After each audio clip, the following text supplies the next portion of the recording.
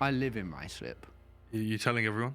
I think I've mentioned it enough, actually. Okay, yeah. Yeah, I'm not. that's fine. Luckily, Ruislip is one of those areas that there's South Ruislip, Ruislip Gardens, West Ruislip, Ruislip Manor, and then Ickenham sort of also counts, As Ruislip, and Eastcote sort of as well. So that's 7 places that I could be. That's true. That's true. Yeah, that's very true. Anyway, when I'm getting off the tube at West Ruislip, normal Ruislip. I did not know there was a cheese gaff. Yeah. I didn't know there was a cheese gaff. The reason I know about it is because the advert has been served to Jazz. Right. I'm not averse to trying these things, but it wouldn't be my idea of, oh, shall we go to a cheese and wine bar? Sure. Not really, but I enjoy these things more than I think I will enjoy them. Like, for example, fondue is a good example. Right. We went to a fondue place in Camden. Right. And, and I didn't think I'd like it. Is it that Swiss place on what's it? Not Poland Street. Possibly. It's inside the market, sort of. Ah, no, it's not the same place. Then. Okay, yeah. Yeah. Because the thing is, I didn't think I would like fondue because I was in Switzerland. I went on holiday with Harriet Kemsley and Lou Sanders a couple of years ago, and Lou is famously vegan. Okay, yeah. It's more difficult to be vegan because in Europe, in skiing areas, because how much they love cheese. Yeah. And meat. Yeah, they live for it. And I was shocked by how quickly Lou Sanders gave up being vegan. Because I was like, if this is your thing, No. I'm not coming in. I ain't gonna criticize your culture. Yeah, no way. And also, it's your cross to bear. If it's a struggle, that's the choice you've made, and I respect it. It's good. Yeah. But I also think that there should be some potentially flexibility because it's not always possible. Yeah. And obviously, I know some people diets, blah blah blah blah blah. But like, she's like, no, I'm strictly a vegan. And then within minutes of getting into the restaurant, she was ordering a fondue. It's not even just like, there's a bit of milk in there. Is there? Okay, I know that it's going to be difficult, so that's fine. It's okay. We'll make fondue, do. please. Yeah, fondue. Yeah, extra milk in this one, please. Extra cheese. Was there? Can you throw? This is going to sound odd. Pig's hooves into it. That's what I want. And if they didn't suffer, I want a different one where they suffered. Show me the video of them suffering, and then I'm going to eat it.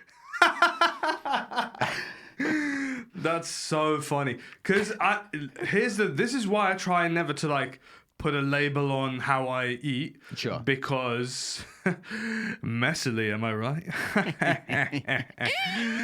Ka-chow. I think that basically, like, okay, so I've seen all these documentaries, yeah, on veganism. Sure. I can't remember what they're called, but they're called something like "Stop fucking eating meat, you prick." Yeah. Available on Netflix do you now. Hate living things? Do you hate living things? Yeah, that's a good one. Of course you do, Yeah. arsehole. Stuff like that. Want to feel smug? Stuff like that. Yeah. Who's better, me or you? Me. Yeah. Yeah, that kind of. Sometimes documentaries, you can feel the political views of the creator who makes them. Sometimes they say very different. Subtle. Yeah. I think you have to be tuned in to really understand that there's a separate sort of. Yes. They're thinking about things on a different level. Animal murderers are worse. Yeah, there's something about that where you just think, ooh, they're trying to say what are they trying to something say? me. Yeah. It's hard to decode. So what did these documentaries tell you? They said something along the lines of animals are also living creatures. Don't kill them.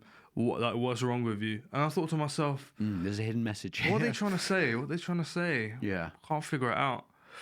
Couldn't really hear it over the sound of the chicken nuggets I was eating. I watched the documentary, and right after I was like, okay, do you know what? I think I've decoded it. Yeah.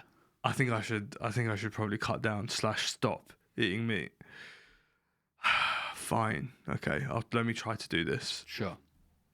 I told my parents, guys, we need to order in less stuff, less meat. They immediately got you in a headlock. They're like, They look like doing that to your head. Little knuckles on the head. Hey, you're in this house. You're gonna eat meat, boy. Yeah, exactly. I thought to myself, Dad, like, I mean, it's pretty insensitive. I mean, you're just getting the top of my top knot right now. This is a religious hate crime. You're the last person I expected it to come from. Yeah, come here. Mum, are you gonna do anything? You just watching? You said what you said. You shouldn't have talked about meat that way. Does your dad wear a turban? He does wear a turban. Can you sense the stylistic differences generationally? Actually, Would he ever wear a beanie? So that's a good point. He never wears a beanie. So there's a few different casual styles. Now, first of all, there's different styles based on region. So my dad, because his dad, my dad was he was born in Kenya, Nairobi. And because a diaspora community of Sikhs moved there under British rule, they have a different, so the style of turban that I tie is Kenyan. Yeah, which you wouldn't like. You're like, okay. Yeah, I always thought to myself, Kenyan vibes up top. Kenyan vibes, yeah. When we first met, you were like, hey man, that's Ghanaian or Kenyan? Or... This I was like, forehead this guy's down. perceptive. Not Kenyan. That's what I kept saying, and you were like, yeah, it is perceptive of him. But forehead up, Kenyan. So we tie that style, which is a little bit like, it sort of is a little bit triangly, like it feels like it has a bit of a point at the top. You know why? I know why. Yeah? To help with the distance running. 100%. That's what it is. Streamlined. Saw what happened to Mo Salah after the hair transplant. Yeah. Thought, I need to be more aerodynamic than that. That's what happened. Unfortunately, Indians, they don't think about being aerodynamic in the same way because they have more... a lot of the time, like more round style turbans. Yeah. But there are different sub styles as well, sub Indian styles. So what brings that about? Is there practical uses to that? Or is it literally like just a stylistic thing? I think it's just stylistic, although I'm sure there was a reason for it somewhere down the line, but not really. I think these days especially, it's just stylistic. Yeah. And so like a lot of the time in India, they'll wear something called a badna, which is like, it's like a turban, but it's like just much lighter and thinner. Because if they don't wear beanies, especially the older guys. But they don't want to do like the whole tying of a turban at home, but they'll cover their head with like a little sort of like mini turban type thing. Okay, so you wear a beanie, you've worn a cap, I believe. Big time, yeah. Is there a point where it goes, come on now? Do you know, if you came in a trilby, would your dad be like, that's not... What are you playing at, son? Yeah. I'm going to try. I don't know what the limit is, but I think it's my job to find out. What? Okay. The British soldiers protecting the Buckingham Palace. Okay. That massive bearskin hat. Oh, that seems fun. I can't lie. Hey, I'm covering my hair. You're covering your hair. Also, I feel like that's perfect for a Sikh gentleman in his late 70s onwards. Yeah. So much hair by that point. Yeah, right? Who's really like a little bit out there, you know? Yeah. An extravagant type of guy. Piling it up. And then on. I'd love to see it. Yeah. I'd love to see it. There are different, like... there's someone who I know, like, he likes putting feathers. Like, he'll get, like peacock feather, for example. And he'll, like, tuck it in there. And I'm like, you know what? That looks sick. That's nice. That looks sick. You got to have a real artist vibe about you to pull that off. You know what I mean? Or you are, like, a labourer who's a bit fancy. Yeah, okay. So you got the peacock feather there, but then in your breast pocket here, you've got an ink pot. And then he walks in and he's like, let's have a little look. Right, that's sort of, what's that? That's 12 by 4, right? Yeah. Okay. What's that? Oh, thank you, peacock. Yeah. It's peacock. It's peacock, yeah. Like, so, hang on, the peacock, is that an Indian bird? I'm married to one of those. That's Is a peacock in India? Yeah, I think they're found in India. Right. I don't know if it's Indian. I don't know if it is only an Indian bird. Yes. I'm Is not it trying Asian? to dibs peacocks in general. But Okay, I we can just- share them. We can share. Because they're over here. They are over here. Taking my job. taking his job, not working. But they're actually over here, probably increasing property values, right? Definitely. Because you see them at like country homes, like Holland Park and stuff. right? Yeah. But I'm thinking to myself, I'm looking at that and I'm going, you ain't fooling me. That's not native to this country. Sorry, how did that get here? Sorry. At no point did those colours ever lend it a survival advantage. It's so bright. And I know that there is interesting things with peacocks, which is to do with sexual selection. Like it basically, you might know this, I might be preaching to the choir. Those tails are incredibly bad for survival, right? Mm-hmm. In that they make you way easier to get caught. Of course. So really what it's actually is the most dramatic, biggest version and still surviving shows that you must be strong and fast. Yes. Therefore, you are going to be preferentially chosen to mate. Therefore, that's what passes on, right? That's the theory. So it is actually incredibly unadvantageous. Yes. And in that, it proves that you are stronger and whatever and a better mate. Big time. Hence peacocking. But I cannot imagine any sort of bird evolving towards that if it grew up in the United Kingdom. So what you're saying is, if I say to a peacock, "You alright, mate? So where are you from?" He's not going to say Coventry. No, what you would have to say to a peacock, you'd say Coventry, and you go, "No, but No, but where are you where are you actually from? Yeah. This peacock, the little glaze look in its eye. Oh, for fuck's Sake. And then it would go, "Fine, you got me. West."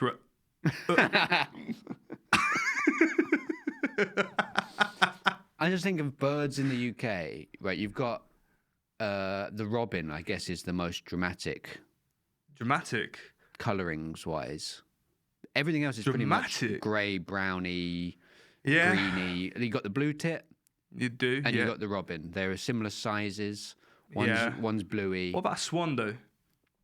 but it's just white, isn't it? Yeah. That's- That's how we like it. Yeah. Yeah. Proper British bird, mate. Yeah, that's the queen's. That's the Queen's bird. bird. Yeah.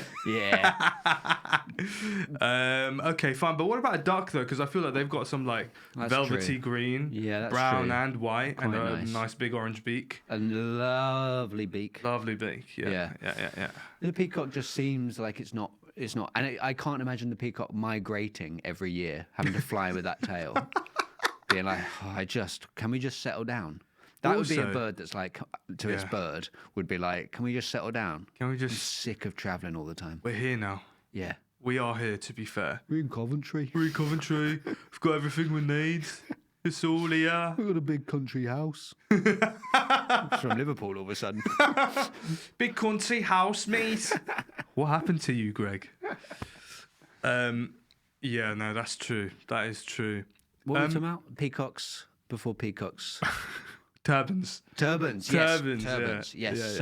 Yeah. Different tying styles. Different tying styles, yeah. Yeah. So I haven't actually tried a button on myself, but I do want to try. I think one thing I'm trying to do is get a little bit more courageous, a little bit more experimental with my turban colours. Yes. I think, especially you gave me a big confidence boost the other day. Yeah. Noticed a new turban, said it looked good. I thought I've got to try some new stuff here, man. Yeah. The fashion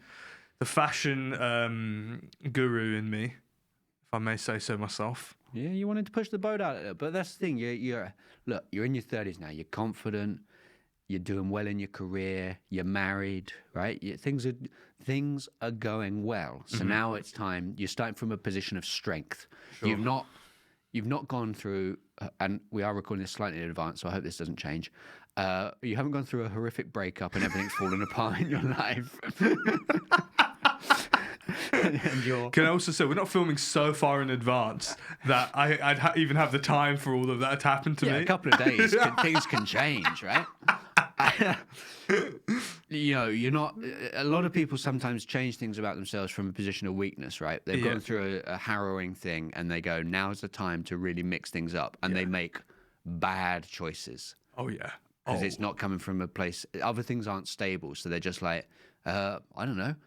I guess spandex and leather turban's the thing that's going to fix things for me. Or you go, oh, I think I'm suddenly a guy who wears 3/4 length jeans. Oh, no.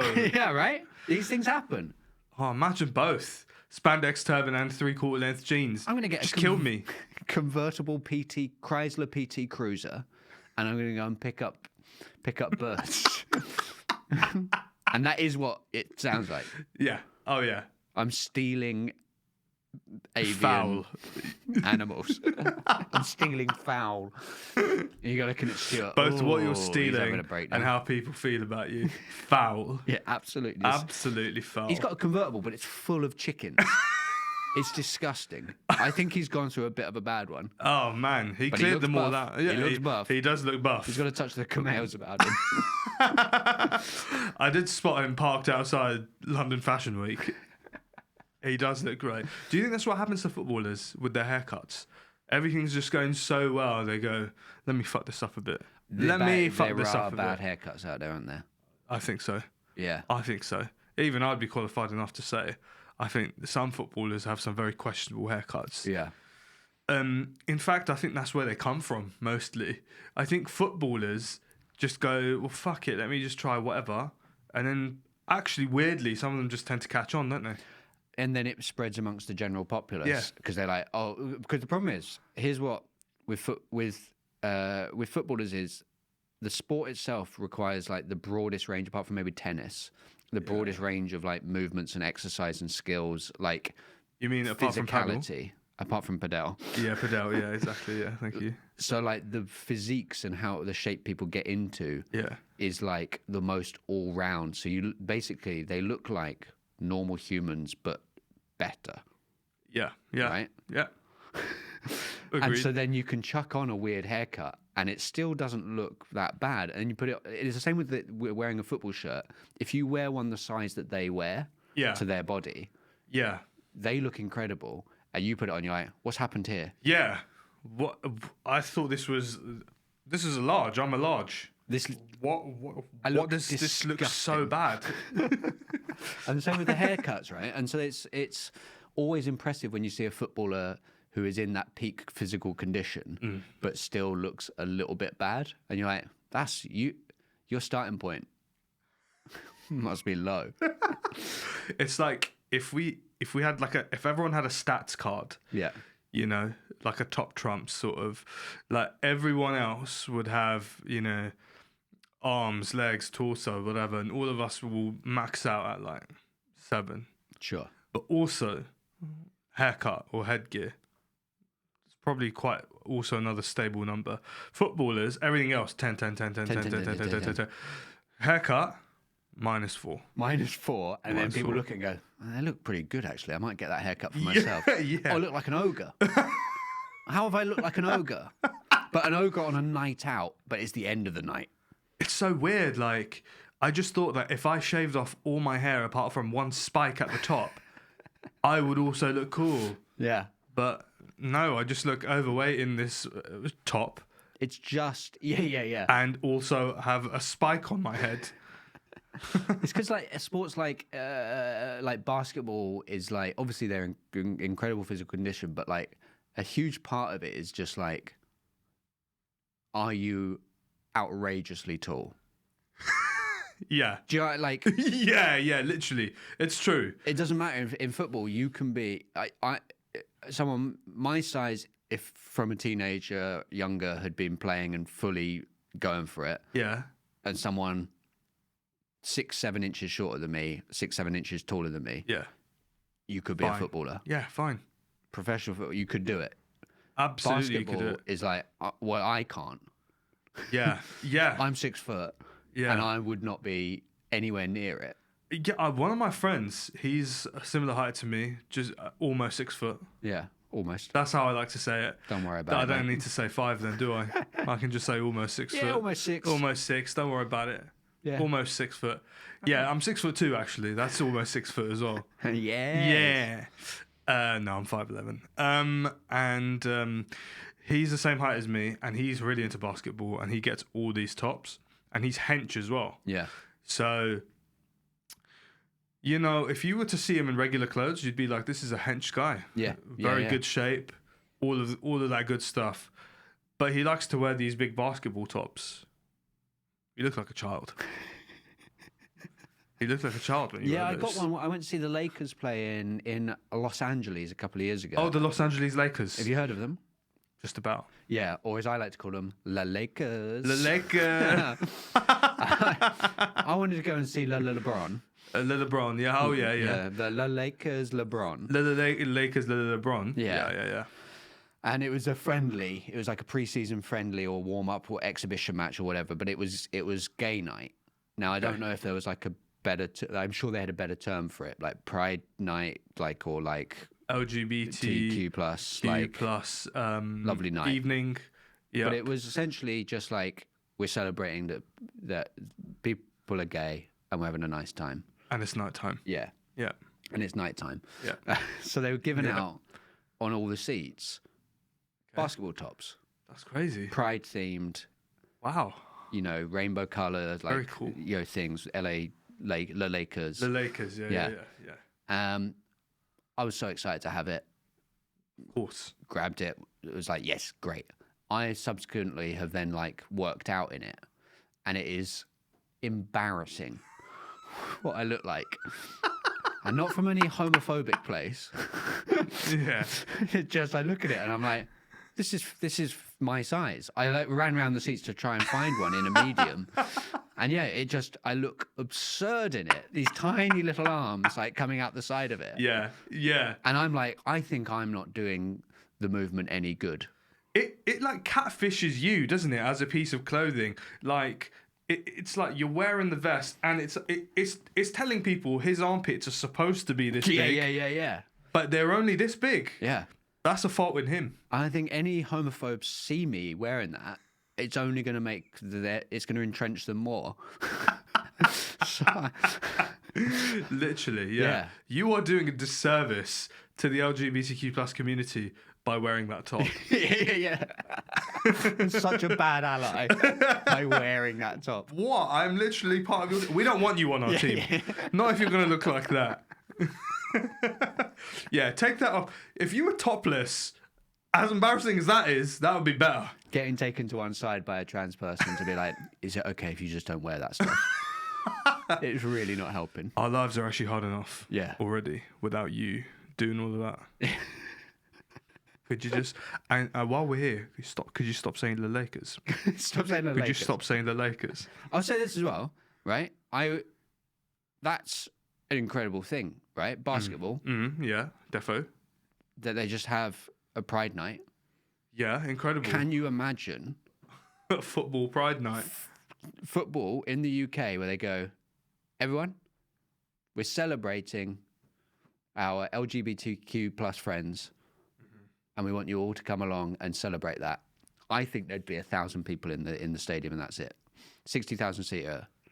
Everyone would be like, I'm not going. Agreed. It would be the same people who are basically into women's football. I think it would be the same population. Yeah. Because I think it's the same population I have an issue with. I've spoken to a couple of people who are like, oh yeah, come on though, no one's really into it. I'm like, first of all, yes they are. Yeah. Second of all, why did you bring this up independently? Yeah. We weren't even talking. We weren't talking about this. They're always the people that say stuff like, "Oh, they're always ramming it down our throats" and using that sort of language. And you're like, but you're the only one that keeps bringing it up. Yeah. It's just a family dinner. Yeah. What happened? Yeah, the amount Spurs like a few months ago they have their pride flag in one corner by the away fans, right? And it's like proud lily whites. Okay. Rainbow flag, Spurs like emblem on it, and it goes over this like tunnel near the away end. It goes there, and it's caught in all the camera angles, right? Yeah. They had to take it down when we were playing, I think, Slavia Praha. because they feared the reprisals that the away fans would do, like whether they'd set it on fire, whether they, what it would cause in the crowd, and you're just like, Yeah. Yeah, it's because football is this sort of like, how do I describe it? It's this confused game where like you've got an England team which is full of like young black guys who all like we've got the closest we've ever got to winning any sort of title with in such a long time with a team of like a lot of young black guys, and yet there's still like all this racism in football, which makes no sense at all. And so it's the exact same for any other thing, which is, if you get gay people, if you got like the pride flag up or whatever, for some reason, if there was gay footballers winning the league title, all of a sudden, no one have an issue. But if they took you to the final and didn't win, all of a sudden, then it's an issue. Yeah. This is the weird, confusing thing. And like if you'd have that moment where you're like, we won, great, everyone's so good, but then the instant that one of them didn't do quite so well, or like something was failing, that's where all the blame would go. Yeah. It's so bizarre. But like, I think by that same, like, the term glory hunter is obviously like, for like if you support, I don't know, if you live in London, you support Man United or whatever. Yeah. Or Tottenham Hotspur. Or Tottenham Hotspur. Glory, Tottenham Hotspur. Yeah, sure. Yeah. I think because of all of the above, all footballers in a way are glory hunters, right? Because nothing is a problem as long as you win. And that is our message to you. Nothing is a problem as long as you win. Exactly. Which is the same thing my parents said to me growing up, or when I went to school. As long as you get A's and A stars, nothing's a problem. And that stretches to you. Give us a 5-star review. Leave a little comment. Tell us why you enjoyed this particular episode. Yeah, exactly. And then that way, you'll make sure no problems. No problems. Maybe share it with a friend. And if you don't want problems, we didn't even talk about the cheese bar.